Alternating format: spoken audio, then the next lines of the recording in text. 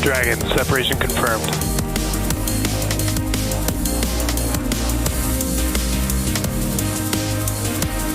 Stage 1 is transonic. Landing legs have deployed. And Falcon 9 has landed.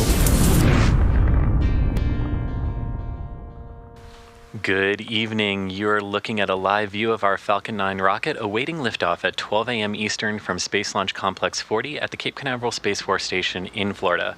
Welcome to our live launch coverage of the Astranis from One to Many mission. I'm Chris Gebhardt with SpaceX Communications, and thank you for joining all of us from Hawthorne and Florida tonight. Today we are launching 4 satellites into a Geo Synchronous Transfer Orbit on behalf of our customer Astranis. Astranis is calling this mission from 1 to many because the launch will grow their fleet of geostationary satellites from 1 to 5. One of the satellites launching today is Astranis' UtilitySat, the world's first geostationary satellite capable of performing multiple operational communications missions. The first customer for UtilitySat will be APCO in Mexico, and the satellite will serve a variety of customers for shorter duration missions throughout its life on orbit. The other 3 satellites are split across 3 of Astranis' customers, with 2 satellites, NuView Alpha and NuView Bravo, supporting a NuView, a connectivity provider for planes and ships. The 4th satellite, AGILA, will be the first ever communications satellite dedicated to the people of the Philippines. Now, today's launch will mark SpaceX's 133rd launch of 2024. And at SLC-40, both the vehicle and the range are green, and we are on track for an on-time liftoff today. Weather is also looking great with only a 20% chance of violation. As we continue counting down here just over 10 minutes to launch, let's take a moment to meet the vehicle that will be taking our payload to orbit today. Falcon 9 is a 2-stage rocket developed and manufactured by SpaceX and known for its safe, reliable, and cost-effective access to space. It is also the first and currently the only orbital class rocket capable of reflight. Starting at the top of the vehicle is the payload fairing, a protective shell that encases the Astranis payload being sent to space today. Made up of 2 halves, the fairing will separate from the vehicle once Falcon 9 has climbed out of Earth's dense lower atmosphere. Today's fairing halves will be flying for their 22nd and 12th times respectively and will be recovered by our recovery vessel Doug after launch. And here you can see a photo of those Astranis satellites being encapsulated inside their payload fairing before flight.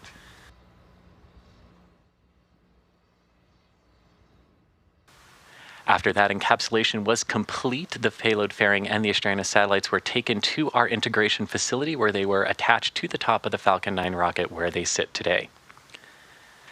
Continuing down the vehicle, we have the 2nd stage. The 2nd stage is powered by a single Merlin vacuum engine, or MVAC, which is optimized to perform in the vacuum of space. Below that is the 1st stage, which contains 8 engines arranged around one center engine, all of which are held in place by a structure called the octaweb. Each of these 9 Merlin 1D engines delivers about 190,000 pounds of thrust at sea level, which gives Falcon 9 a combined 1.7 million pounds of thrust during liftoff. The Falcon 9 first stage is also equipped with 4 landing legs that deploy to allow for a vertical landing on either a drone ship or a landing pad. The booster supporting today's mission is flying for its 7th time, having previously supported the Crew 8, Polaris Dawn, CRS-31, and 3 Starlink missions. After stage separation, the first stage will head back to Earth, this time targeting a landing on our drone ship, a Shortfall of Gravitas, currently stationed downrange in the Atlantic Ocean. At T-minus 7 minutes, 55 seconds and counting, let's take a moment to hear from our customer for today's mission, Astranis. Our first satellite was the first of its kind. Small, low-cost, high orbit. From higher orbits, you only need 1 satellite. You don't need hundreds, you don't need thousands, you just need 1. But for us, putting up 1 was just the beginning. We are Astranis. Our first product, the Micro Geo, connects the unconnected. The satellites we build are points of national pride. And each one of them connects millions of people to affordable, low-cost internet. But our mission doesn't stop with comms. And it doesn't stop with Geo. We're working with Space Force to bring resiliency to the GPS satellite system. We're also working to connect and protect astronauts on the moon. And maybe someday we'll even build a habitat that they'll call home. We're the only company building this today. Why? Because space is hard and high orbits are harder. The radiation environment fries normal hardware in days or even hours, and medium-class rockets can't even get you all the way there. We had to invent an entirely new class of spacecraft. It took us years, but after countless radiation tests and revisions, we made it happen. That's why we're ramping up production right here in America. We've built 5 satellites, sold 12, and plan to launch over 100 satellites by 2030. That's more than the rest of the industry combined. We are Astranis. We invented low-cost, high-orbit satellites. We're building the future. And we're just getting started.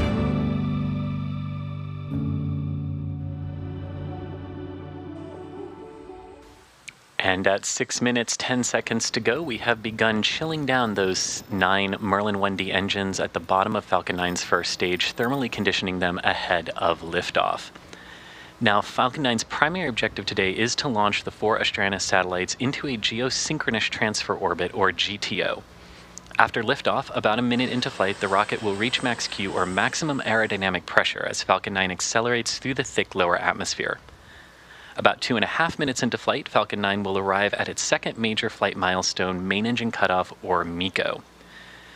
Immediately following MECO, the first and second stages will separate, and following stage separation, the second stage's single MVAC engine will ignite during second engine start, or SES-1, allowing the second stage to continue carrying the satellites to their intended orbit today. A little less than a minute later, the payload fairing will separate, exposing the Astranis satellites to space for the first time. Meanwhile, the first stage will perform its entry burn as it re-enters Earth's atmosphere, slowing down and reducing the heat and stress on the vehicle as it heads toward a landing. About a minute after the first stage entry burn ends, the second stage will then shut down its MVAC engine. Falcon 9 tanks are pressing for strong back retract. And you can hear there that Falcon 9 is pressurizing ahead of strong back retract, which will happen just under a minute from now. Following the end of the entry burn, the second stage will shut down its MVAC engine after reaching its initial parking orbit today. And a few seconds after that, Falcon 9's first stage booster is set to land on the Shortfall. Strong back lower has started. Gravitas Droneship. And there you can hear callouts for the retraction of the strong back. You can see 2 cradle arms there just below the payload fairing that says Astranis, and you can see those cradle arms opening now. In just a few seconds, the transporter erector will pull back by a few degrees to its pre-liftoff position.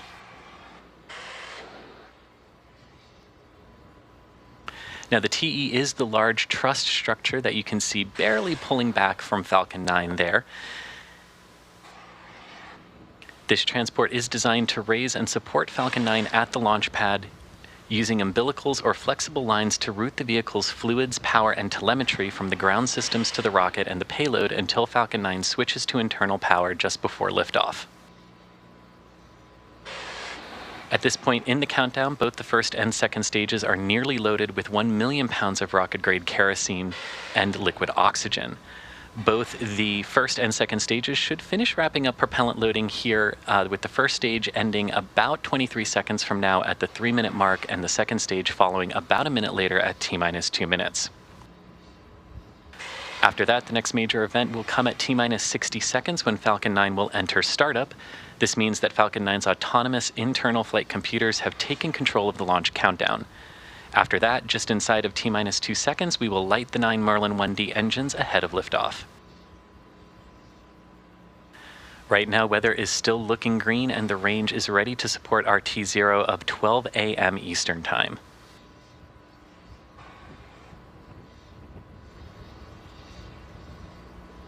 Stage 1 LOX load complete.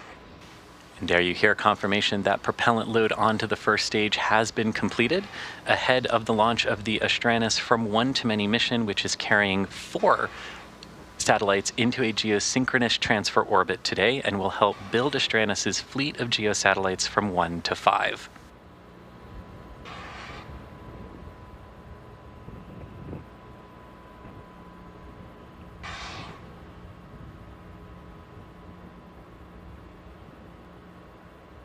We are just a few seconds away from the second stage completing its propellant load.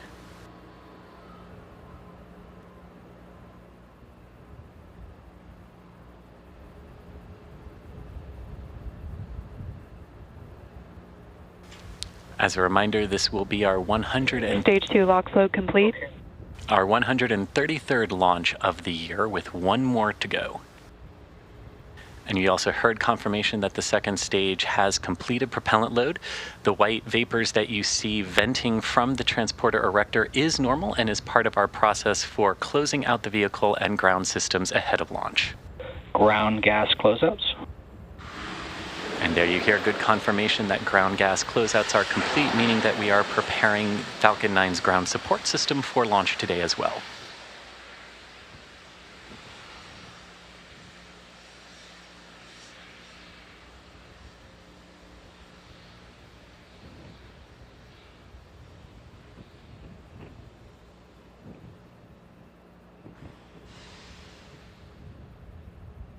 Falcon 9 is in startup.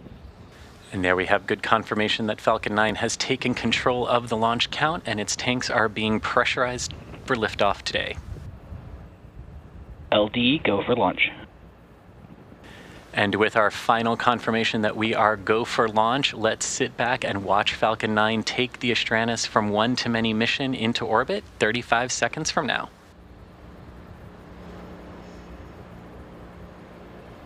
T-minus 30 seconds.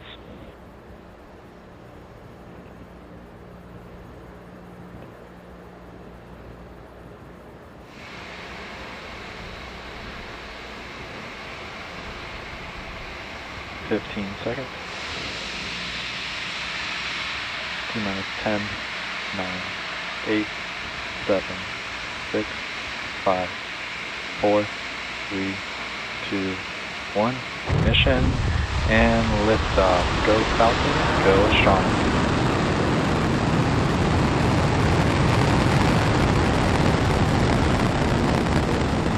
Vehicle is pitching dead range.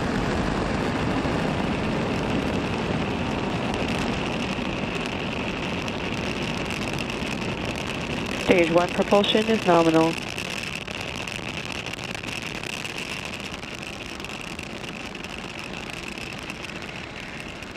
And 30 seconds into the flight, Falcon 9 has successfully lifted off from Space Launch Complex 40, and we heard some good initial callouts there for power and telemetry nominal and the vehicle pitching onto the proper course for launch today.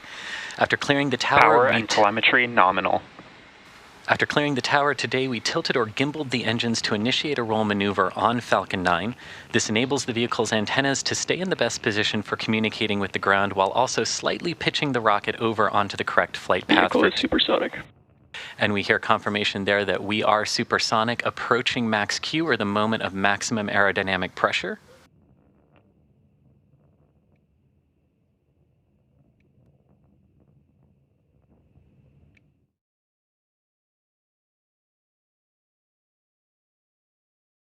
Max Q. And there you hear a good call out that we have passed max Q. From this point on, while Falcon 9 is still accelerating to an orbital speed of approximately 17,500 miles per hour, aerodynamic forces on the vehicle will continue to decrease as we approach chill is underway. The vacuum of space. And as you can hear there, we have started to thermally condition the second stage's single MVAC engine for its ignition coming up just under 1 minute from now. Prior to around that same ignition time, we will have a series of events in rapid succession, the first of which will be main engine cutoff, or MECO, of the first stage booster. That will be followed shortly by stage separation, followed by second engine start 1, or SES1, on the second stage, and followed after that we will have separation of Falcon's payload fairings. Let's watch for those events coming up back to back here in just about 15 seconds.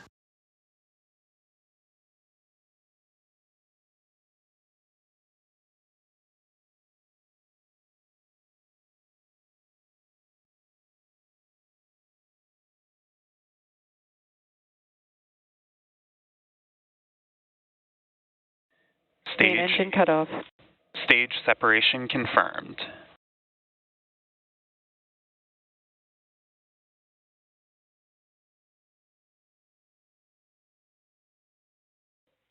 MVAC ignition. And there we had a good MECO stage separation and ignition of the MVAC second stage engine.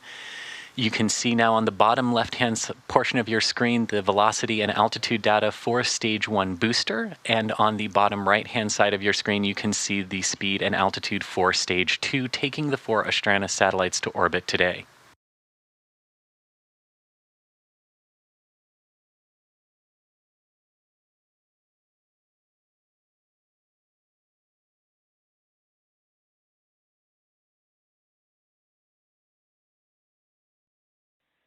Fairing separation confirmed. And there you heard and saw a good separation of our payload fairing. Both of the payload fairing halves on today's mission are flight proven, with one half flying for its 22nd time and the other for its 12th. Both of these fairings will now parachute down to the Atlantic Ocean, where we will be attempting to retrieve them on our recovery vessel, Doug.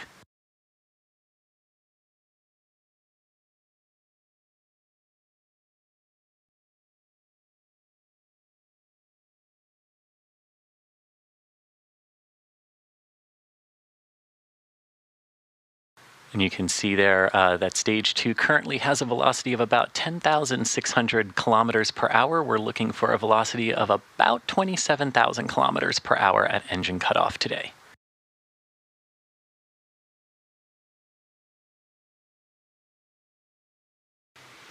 Now, 4 minutes, 30 seconds into today's mission, our next major milestone in flight will be Stage 1's entry burn, which will take place just past the 6-minute mark into flight. For this entry burn, we relight 3 of the M1D engines on the first stage booster, which is similar to pumping the brakes to slow the vehicle down as it passes back into Earth's atmosphere. The entry burn helps us reduce the heat generated from the friction of the atmosphere and reduces aerodynamic forces acting on Falcon. And reducing those aerodynamic forces are very important, as it helps us maintain controlled flight, prepare the booster for landing, and also helps us with refurbishment and reuse. Now, during that entry burn today, Falcon 9 will be decelerating by firing its Merlin engines, but it will still be traveling really fast, which causes the booster to fly through the Merlin engine's exhaust gases, or plume. This deposits a layer of soot on the outside of the vehicle, and that soot comes from the carbon-based fuel that Falcon 9 uses. Now, with each flight, that soot builds up a little bit more on the outside of the vehicle, and that's what gives the Falcon 9 first stages their distinctive reuse look.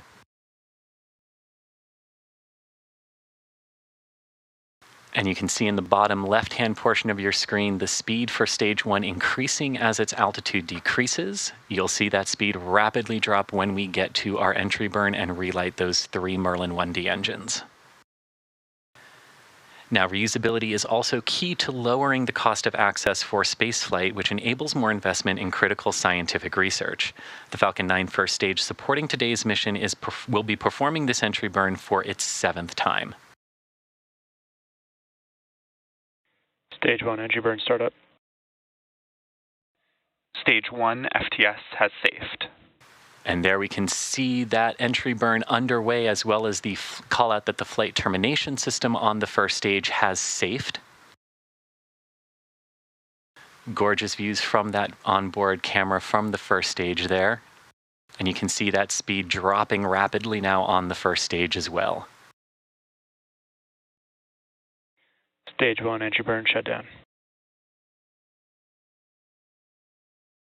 And there is confirmation of entry burn shutdown.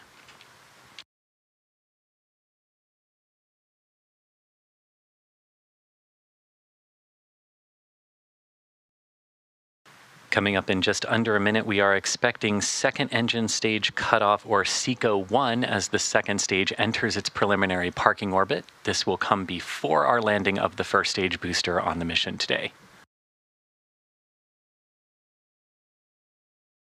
Second stage in terminal guidance.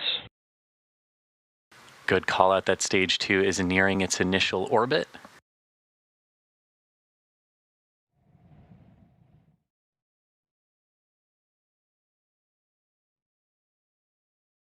You can see the Stage 2 velocity increasing as Stage 1 transonic. The Stage 1 velocity. Stage 2 FTS has safed. As Stage 1 continues to decelerate, and we had a good call there that the vehicles are following good trajectories and that the flight termination system on Stage 2 has safed itself as Stage 2 prepares to enter orbit. MVAC shutdown. Stage 1 landing burn. And with stage 2 shutting down its MVAC engine, stage 1 is performing its landing burn, heading toward a shortfall of Gravitas.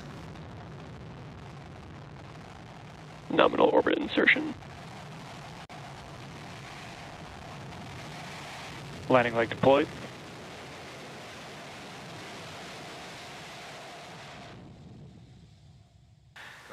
Stage 1 landing confirmed. And there is our first stage booster standing tall on a shortfall of Gravitas, completing its 7th launch and recovery.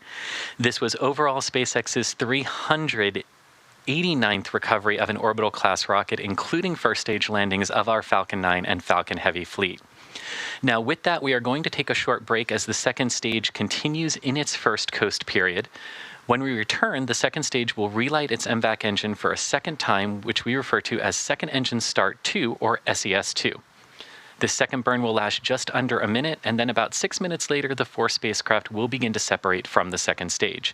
Until then, enjoy some cool space tunes, and we'll be back here in about 15 minutes.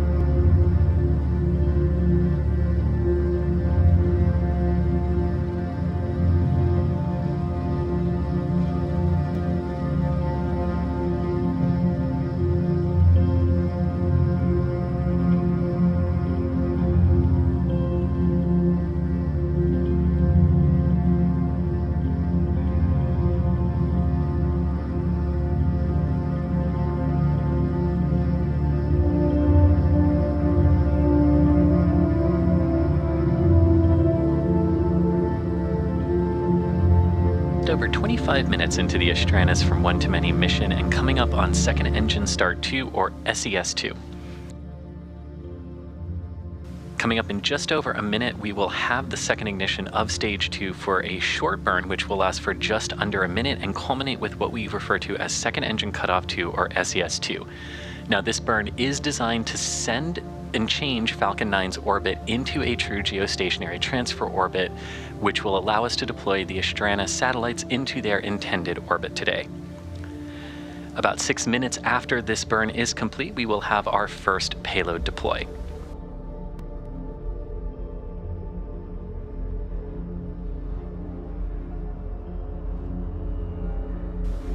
And that burn should be coming up in about 30 seconds from now.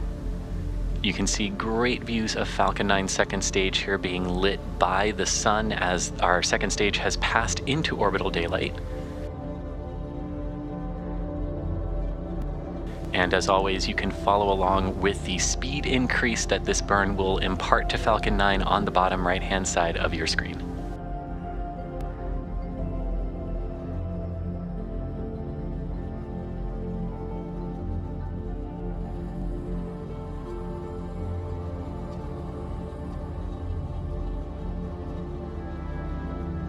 And there we see the ignition of the second stage MVAC engine. And as a reminder, the ice that you saw around the engine nozzle there at ignition is normal.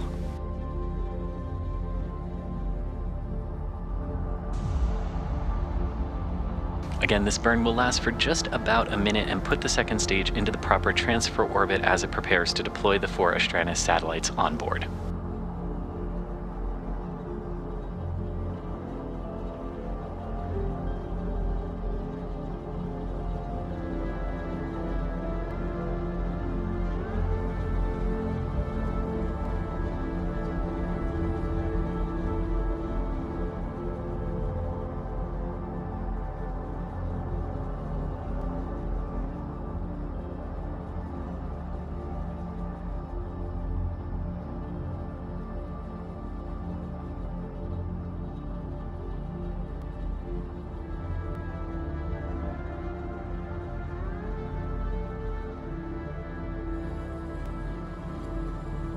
And right on schedule, you see the shutdown there of our MVAC engine for second engine cutoff 2 or SECO 2. With that, we are almost at the finish line for today's mission, but we still have one final coast to go before we begin deploying the 4 Astranis satellites on board today. This will be a short coast, so don't go anywhere. We'll be back with you all in about 5 minutes. See you then.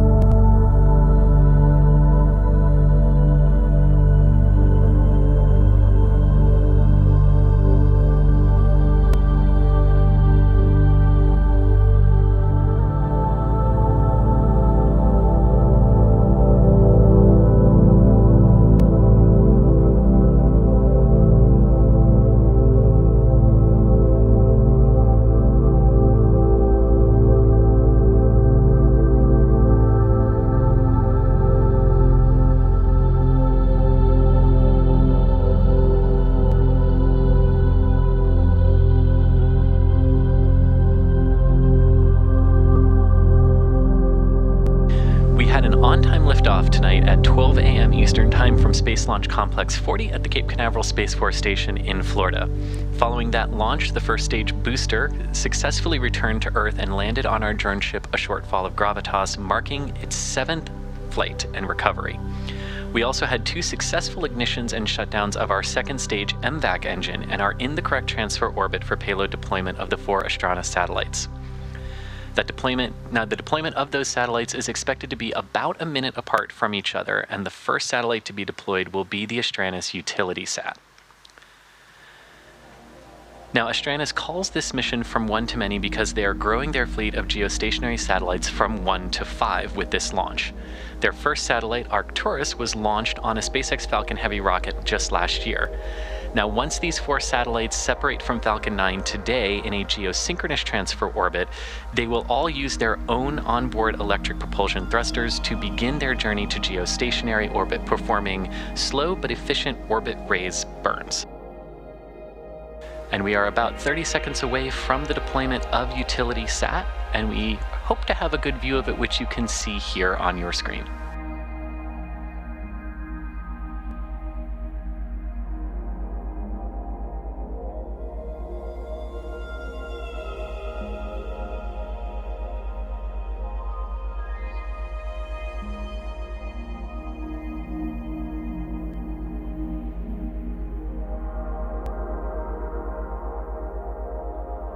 Astranis, GS002 separation confirmed. And there goes our first deployment for the UtilitySat today. Now, the first customer for the Astranis UtilitySat satellite will be APCO in Mexico, and the satellite will serve a variety of other customers for shorter duration missions throughout its life on orbit. Now, coming up in about 30 seconds, we will have deployment of our next satellite, which will be the NuView Bravo satellite, followed by NuView Alpha. The NuView Bravo will be deployed first and will help support a NuView, a connectivity provider for planes, ships, and other vehicles.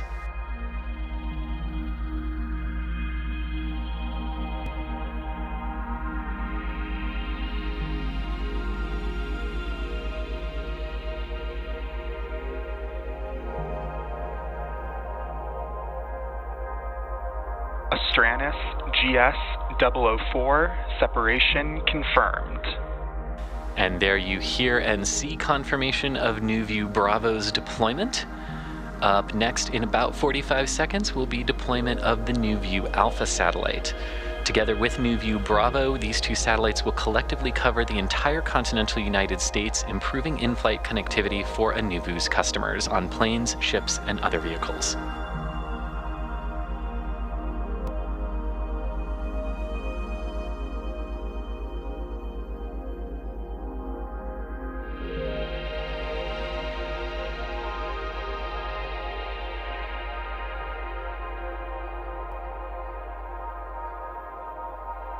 And you can see great views here from Falcon 9's payload cameras of Earth there in the upper part of your screen, and one of our 2 remaining satellites to be deployed down in the lower right-hand side of your screen. Astranis, GS003 separation confirmed.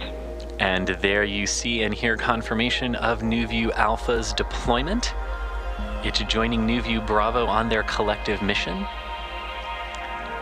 And coming up shortly will be deployment of our 4th and final satellite today, which will be the AGILA satellite, which was named by the President of the Philippines.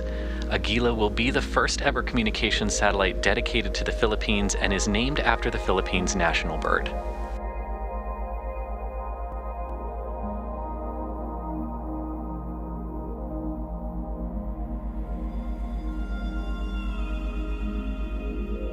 And there you can see the AGILA satellite preparing for deployment in about 10 seconds.